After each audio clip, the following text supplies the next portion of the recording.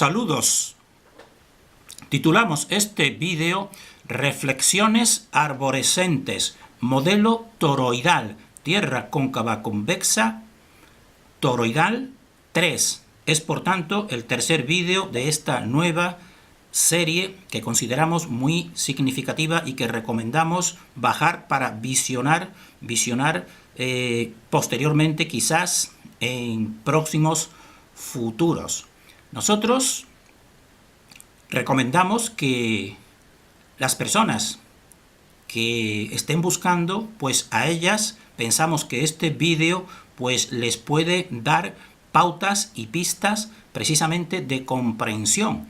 En cambio, a las personas que simplemente pues estén dijéramos así, conformes, cómodas en su sistema espacial y su sistema mental, pues nosotros ya les recomendamos en el pasado, y volvemos a hacerlo, que no visionen este vídeo porque les disgustará. Incluso nos tacharán a nosotros de infantiles o de algo peor, evidentemente.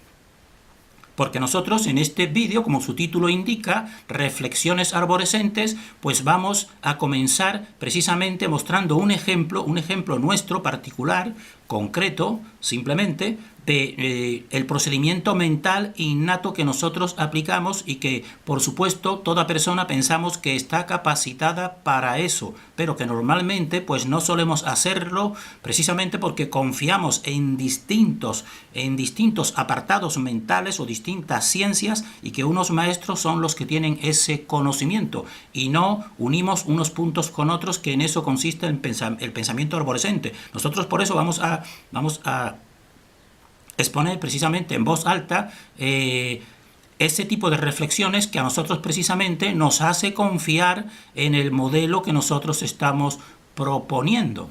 Entonces,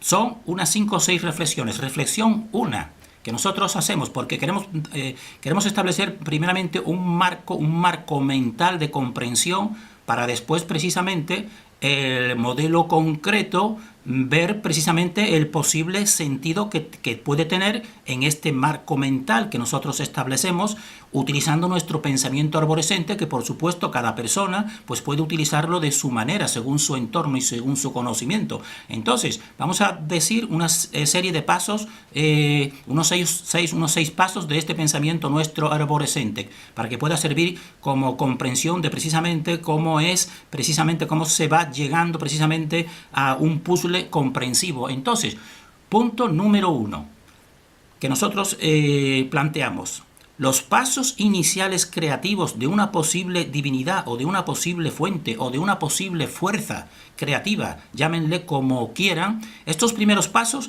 ¿cómo serían? ¿Simples o complicados? Eso sería aplicar nuestro discernimiento innato y de tipo arborescente. Entonces nosotros, para no perder mucho tiempo, pues vamos a ir rápido. Entonces nosotros decimos, pues nosotros, observando toda la realidad concreta de este mundo, pues vemos que deben de ser simples los primeros pasos iniciales, porque nosotros vemos así todos los modelos fractales más representativos, como es por ejemplo el nacimiento de una nueva vida, que entonces se parte de elementos simples células que forman una fecundación. Y así podemos seguir experimentando que lo inicial siempre es simple, y a partir de lo simple inicial pues se va creando lo complejo. A partir de unas simples células, como 2 células iniciales, pues un cuerpo humano va realizando su complejidad. Entonces nosotros decimos, y aplicando nuestro conocimiento arborescente o nuestro pensamiento arborescente, consideramos que los pasos iniciales creativos, y nosotros vamos a ir precisamente al modelo fundamental, al boceto fundamental desde lo inicial sobre todo, y que otros vayan completando la complejidad, pues tiene que ser simple.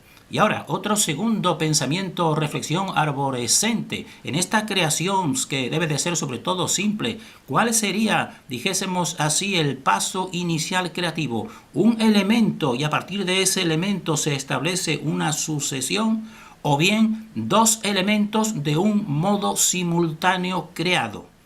Entonces, por ejemplo, mediante un elemento y después de la sucesión sería, por ejemplo, lo que nos dicen que Dios, por ejemplo, nos dicen unas ciertas escrituras que creó al hombre y luego de crear al hombre, pues de él sacó a la mujer. Eso sería una sucesión, primero uno y después otro. En cambio, la otra alternativa sería que en este primer paso creativo inicial, pues ya se den dos elementos y por tanto ya no de modo sucesión, sino de modo simultáneo. Entonces, ante ese cuestionamiento arborescente, nosotros decimos personalmente, analizando toda la naturaleza, toda la vida creativa en esta naturaleza, pues vemos y decimos que es precisamente dos elementos y como simultaneidad. Así, por ejemplo, un ser humano, para que se forme precisamente esa primera célula, se necesitan dos elementos, un espermatozoide y un óvulo, desde el principio. Y precisamente la división celular o la multiplicación celular siempre es una paridad, siempre son dos. Y nosotros en una serie que hemos titulado, porque este punto es muy importante, que hemos titulado Secreto Secretorum, que la vamos a recordar, pues ahí nosotros afrontamos precisamente la creación inicial como un movimiento que se crea algo concreto que tiene que ser denso. Y entonces ahí intentamos demostrar que precisamente al crearse lo denso, paralela y simultáneamente tiene que crearse lo sutil. No puede ser de otra forma. Luego, por tanto, en el primer movimiento, en el primer elemento creativo de esa, pues debe de haber una paridad, es decir, dos elementos y de modo simultáneo. Entonces este punto se debe de reflexionar, es muy importante, le llamamos nosotros secreto secretorum.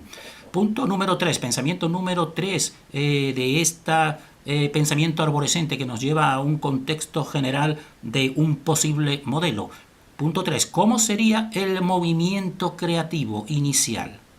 Y todo movimiento, a partir de él, evidentemente, una recta o una curva. Una recta o una curva. Entonces, simplemente, nosotros analizando toda esta realidad, sabemos que la recta solamente existe, dijéramos así, como un constructo mental y en un plano. Y toda la realidad que nosotros habitamos es un volumen que necesita curvas, evidentemente. Luego, nosotros decimos, y desde ahí, con este pensamiento arborescente, que este movimiento creativo inicial tiene que establecer curvas. Tiene que establecer curvas de modo necesario. Además, precisamente una curva permite una ida y una vuelta. Si existe una divinidad creativa o una fuente y ella proyecta de sí mismo algo hacia el exterior, pues necesita una curva para que le retorne a él mismo, evidentemente. Para nosotros eso es muy evidente. El primer movimiento creativo y por tanto todos a partir de ahí pues se realizan mediante curvas y no mediante rectas. Punto número 4. Entonces, ¿qué estructura física inicial se formaría con estos presupuestos que acabamos de exponer? ¿Qué estructura física concreta se formaría? Pues evidentemente, si son curvas, pues se formaría el tipo esferoide, evidentemente, en un volumen. Y esto es muy coherente con toda la realidad, incluso con los antiguos sabios que decían que la esfera es el cuerpo más perfecto. ¿Por qué? Porque tiene un centro, un único centro, y eso es importantísimo.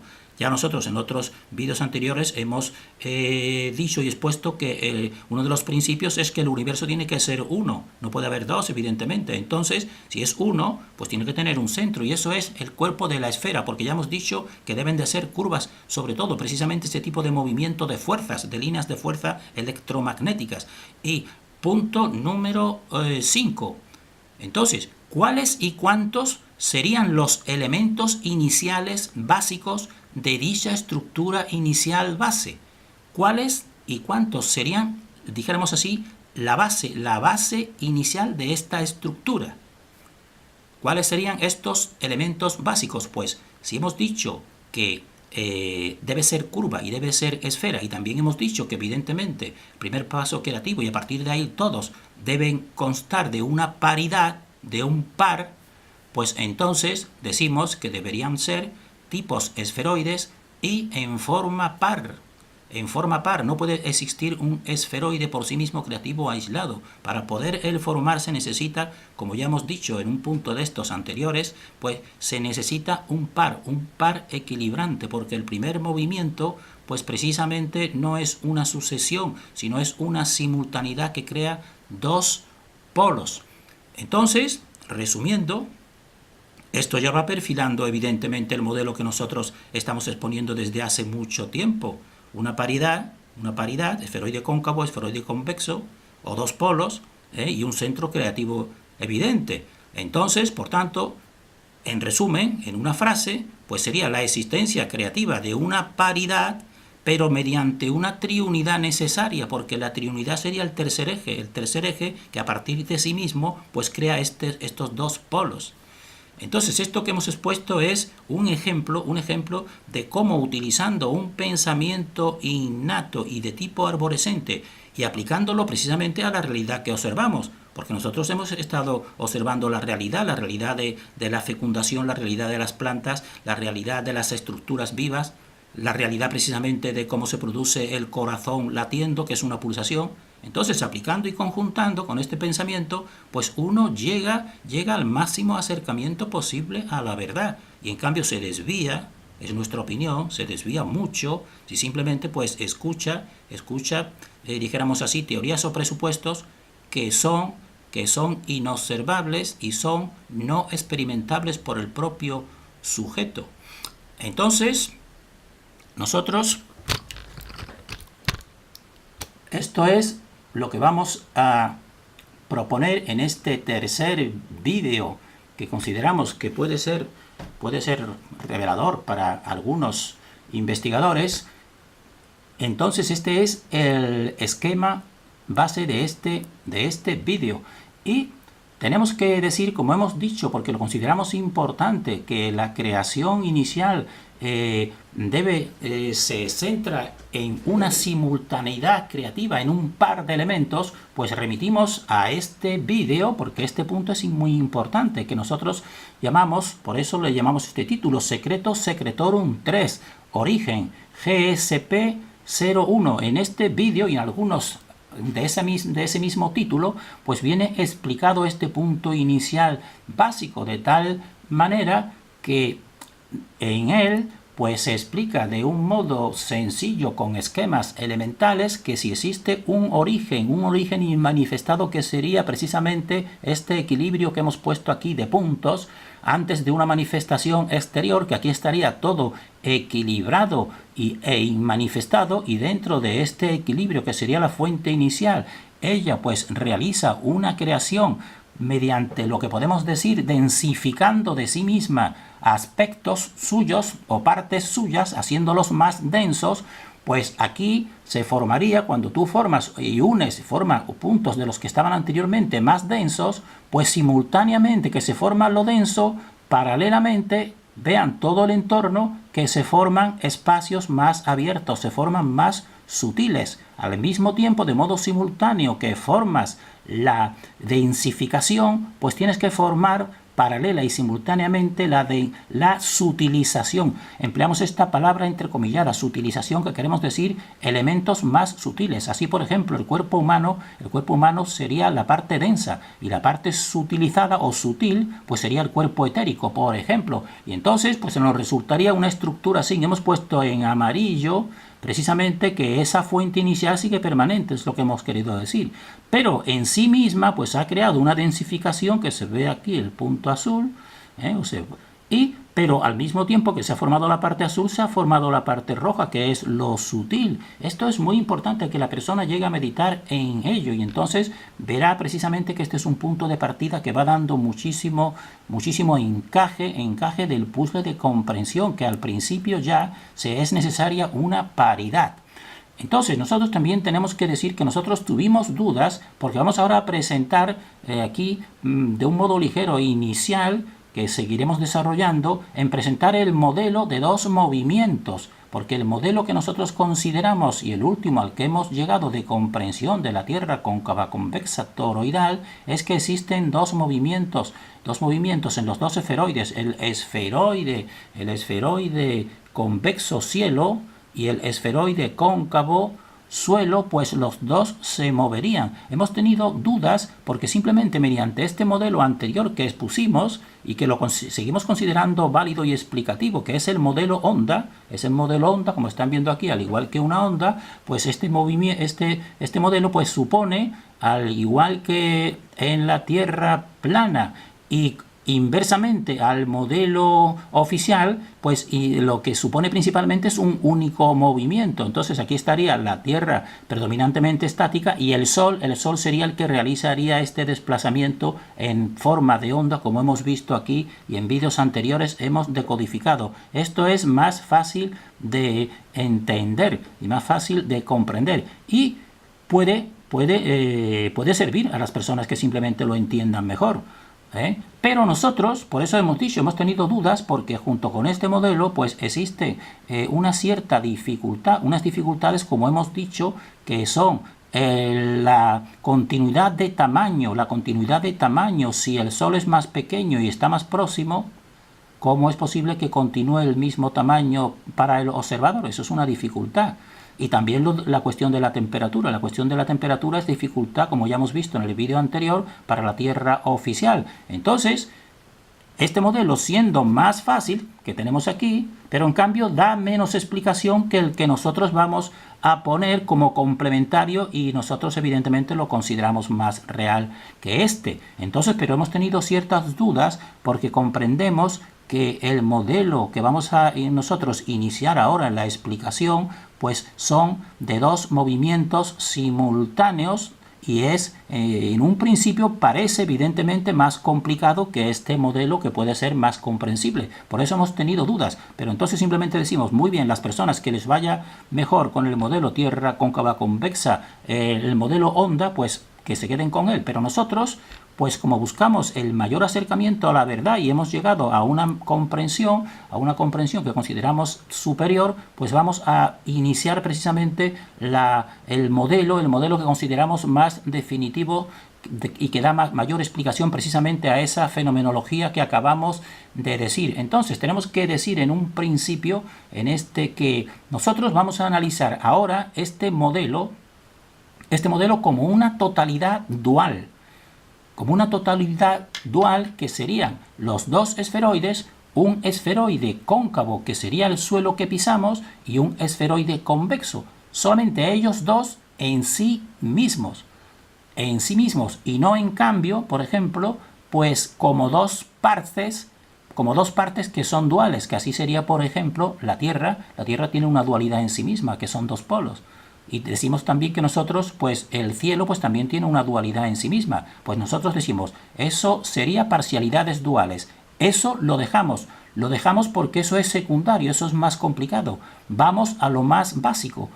Lo más básico sería considerar una totalidad dual. Y lo intentamos expresar este pensamiento de la siguiente manera. Aquí estaría el hombre y aquí estaría la mujer. Pues entonces, como totalidad, como las influencias que se producen entre el polo masculino, que el hombre se representaría un polo, y el polo femenino, que sería una mujer. Esta es la explicación de esa totalidad de la manera que nosotros la vamos a decir. Y en cambio no la vamos a decir, por ejemplo, porque nosotros tomando, por ejemplo, al hombre como una unidad en sí misma, porque si tomamos al hombre como una unidad en sí misma, nosotros sabemos que el hombre en sí mismo también tiene los dos polos. Tiene también el hombre el polo positivo y el polo negativo, al igual que la mujer. Si tomamos a la mujer en sí misma, sabemos que la mujer en sí misma pues tiene el polo negativo y el polo positivo. Entonces decimos, eso lo aparcamos, nos dedicamos precisamente a tomarlos como la totalidad dual, es decir, un polo sería el hombre y otro polo sería la mujer. Un polo sería el esferoide cóncavo, que sería más bien polo femenino, y el otro polo sería el esferoide convexo, que estaría mejor representado por el polo masculino. Y entonces aquí a la derecha ponemos esta balanza de hombre y mujer, queriendo significar que los dos son totalmente equivalentes y necesarios y que fueron creados, como ya hemos dicho anteriormente, de modo simultáneo, al igual que los dos esferoides, a los cuales nosotros nos vamos a centrar en una parte inicial explicativa de un modo rápido, porque no queremos tampoco hacer demasiado largo este vídeo. Entonces ponemos esta imagen aquí, queriendo significar que existe, para lo que nosotros vamos a ir expresando a continuación, los esquemas que vamos a ir presentando a continuación, pues todos suponen una estructura virtual, es decir, que no se percibe directamente y parece que está al margen, pero al margen actuante, que es esta imagen virtual, una imagen virtual que representaría la totalidad, dijéramos así, invisible, pero con dos ejes fundamentales, el eje vertical, que indicaría la diferencia o la separación de la fuente, y el eje horizontal, el eje virtual horizontal, que indicaría el punto de equilibrio y el punto donde se pulsa. Lo que vamos a ver a continuación de los dos esferoides del cosmos total, que es el cóncavo y el convexo, pues estarían actuando precisamente en esta estructura invisible. Y esta estructura invisible es la que explica precisamente y explicará mejor esos movimientos de esos dos esferoides, porque nosotros decimos en esta teoría pues ya son dos movimientos, uno del esferoide suelo cóncavo y otro el del cielo. Y entonces nosotros en otro vídeo anterior pues hemos expuesto que precisamente esto para el sentido común de la persona que diga, bueno, si estamos viendo por ejemplo este tío vivo, pues vemos que se desplazará por ejemplo de derecha a izquierda o de este a oeste, como vemos el sol. Y entonces nosotros dijimos, bien, pero esta persona si también la plataforma en la que está moviéndose en sentido contrario, es decir, de oeste a este o de izquierda a derecha, pues ella lo que percibirá no sabrá que está moviéndose ella percibirá lo mismo, percibirá que precisamente este tío vivo pues sigue yendo de este a oeste, no percibirá precisamente su propio movimiento. Y ahora también decimos, bien, pues junto con este movimiento que se está produciendo y que ella no percibe que está también moviéndose, porque a efectos reales el desplazamiento es el mismo de este a oeste en las dos condiciones, pues también existe otro movimiento, son tres, pero vamos a decir aquí en este vídeo solamente dos. Otro movimiento que sería el movimiento de arriba y de abajo. Si por ejemplo este tío vivo fuese elevándose, pues él lo vería que va hacia arriba, evidentemente. Pero si el tío vivo va elevándose y al mismo tiempo esta plataforma pues va descendiendo, pues él seguiría viendo lo mismo, seguiría viendo al tío vivo elevándose. Y entonces esto es lo que nos va a ir dando la explicación de la percepción humana en relación, por ejemplo, con el movimiento del esferoide convexo o en relación con el movimiento del Sol. Entonces, no queremos alargarnos en este vídeo mucho porque sabemos que la mente humana pues le cuesta ir ya pues tener una duración de atención. Entonces nosotros en un vídeo anterior dijimos céntrense en este modelo y dimos unas cuantas pautas porque este modelo nos va a dar la explicación de por qué el tamaño del Sol estando cercano a la Tierra y siendo más pequeño, ¿por qué ese tamaño del Sol lo vemos siempre igual? Dijimos, piénsenlo y cuando expliquemos, pues entonces quizás lo entiendan mejor. Entonces, aquí volvemos a recordar pues que este sería el movimiento de estrógiro del esferoide Sol, o en este caso el Sol sería equivalente a todo el movimiento de ese esferoide, que sería el movimiento de estrógiro. Y la Tierra, como estamos diciendo, pues sería en sentido levógiro, al revés, como estamos viendo en azul las flechas. Entonces este sería el movimiento de la Tierra que en relación con el cosmos o con el otro esferoide, que serían dos movimientos opuestos y complementarios que pulsan, porque precisamente esa es la vida, pulsar aquí en este centro. Y entonces hemos puesto esta línea amarilla por dentro y por fuera, porque algunas personas preguntan, bueno, ¿y en la Tierra cóncava, convexa, toroidal, afuera qué hay? Pues decimos, afuera hay lo mismo, por esto es la misma línea amarilla. Es la línea amarilla, dijéramos así, de la fuente creativa, igual que está en el centro. Eso para nosotros resulta muy sencillo y muy fácil con pensamiento arborescente. Entonces vamos a decir simplemente el principio inicial. Entonces aquí en el este sería el este y aquí está el puesto porque es donde se pulsa, que serían las 6 horas, y a las 18 horas pues existiría otra pulsación y así se cumplirían precisamente todo el recorrido solar de las 24 horas. Y aquí precisamente a las 12 del mediodía sería el punto máximo de calor. y en cambio a las otras 12 de la noche pues sería el punto, dijéramos así, de mayor ausencia de calor y de mayor ausencia de luz. Entonces, este esquema lo vamos a explicar de una manera rápida, seguiremos explicándolo en próximos vídeos, pero aquí vamos a decir lo sustancial o lo esencial de los dos movimientos que te explican perfectamente por qué el Sol conserva a lo largo de toda su ruta solar, desde el amanecer hasta el ocaso, pues el mismo tamaño. Entonces, pensemos aquí en el punto de las 6 horas, que es cuando se pulsa, se produce la pulsación, y entonces aquí comienza precisamente el movimiento del Sol o de la esfera convexa. Empieza en sentido dextrógiro. Y entonces en el otro punto, a 180 grados, porque estos serían precisamente esferoides, pues a 180 grados, pues estaría la ubicación del espectador. Entonces, en el mismo momento que empiece la pulsación, pues empezaría a moverse precisamente de este a oeste este Sol. Entonces el Sol iría subiendo, pero al mismo tiempo, paralelamente, nosotros aquí en la Tierra, pues iríamos bajando. Mientras que uno va subiendo el Sol, pues nosotros, apoyados en la superficie terrestre, porque eso es un esferoide que tiene el mismo movimiento, pero opuesto al otro, evidentemente. Esto es muy coherente con la totalidad, realmente. Pues iría bajando, mientras que el otro va subiendo. ¿Hasta dónde? Pues al máximo de subida. El máximo de subida serían las 12 del mediodía. Y entonces, allí, pues la Tierra, es decir, el espectador aquí ubicado, pues estaría aquí precisamente en las 12. Y entonces él miraría hacia arriba y entonces vería el Sol, que es cuando le da la máxima luz y quizás también el máximo calor. Todo esto es teniendo en cuenta términos globales medios, podemos decir.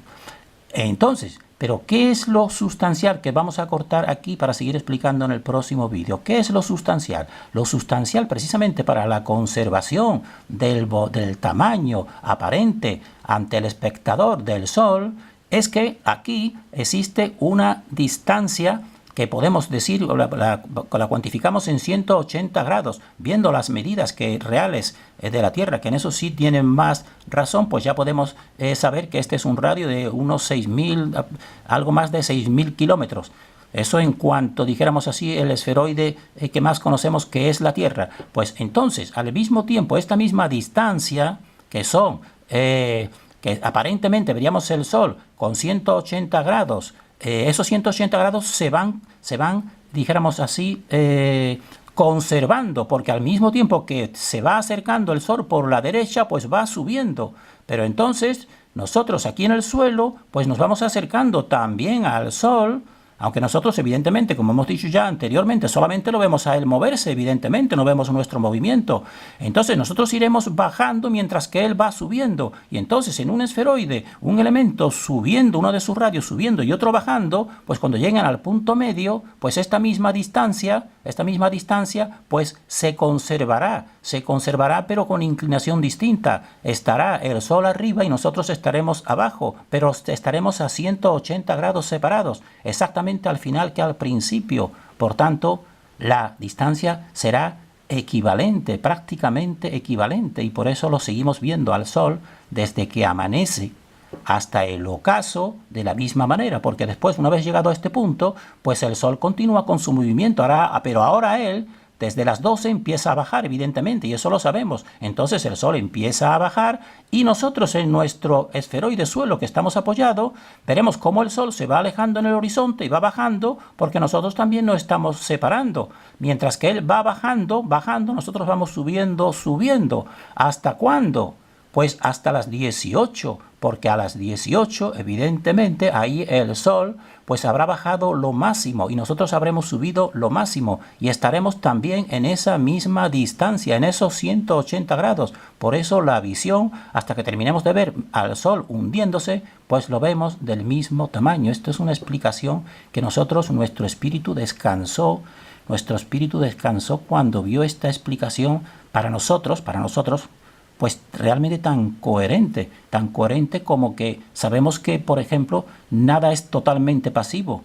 Son dos movimientos distintos. La mujer no es totalmente pasiva, ni muchísimo menos. Lo que pasa es que su actividad es distinta a la del hombre, pero son complementarias. Entonces, evidentemente, al llegar aquí, ya serían las 18 horas, pues a las 18 horas el sol habrá bajado lo máximo y nosotros aquí habremos subido lo mínimo. O sea, habremos subido lo máximo nosotros y el sol habrá bajado a lo máximo. Entonces estarán conservando esos 180 grados, estarán conservando esa misma distancia. Y aquí se produce la pulsación de nuevo, evidentemente. Por eso lo hemos dicho al principio, que son dos pulsaciones a las 6 y a las 18. Y en esa pulsación, ¿qué estará pasando en el otro hemisferio? Pues estará pasando evidentemente lo contrario. Y en el siguiente vídeo pues seguiremos viendo precisamente cuál es el recorrido por detrás en el otro hemisferio, que es totalmente coherente y explicativo de modo sencillo, aunque sabemos que esto en un principio choca algo, pero nada más que una persona empiece a meditarlo, pues dirá, pues es evidente, porque una fuente creativa tiene que extenderse en todos los sentidos, tiene que recorrer la esfera, sus líneas de fuerza, pues tienen que recorrer la esfera en toda su extensión, y esta es la manera en que encaja esta realidad, de un modo simple y profundo. Terminamos y en el siguiente vídeo seguiremos y invitamos a la persona que ella misma pues siga completando precisamente este movimiento, cómo se iría produciendo en el otro hemisferio, porque aquí nos hemos remitido sobre todo al hemisferio norte, o de la luz o del sol, podemos decir. Terminamos deseando para nosotros y para todos el mayor discernimiento.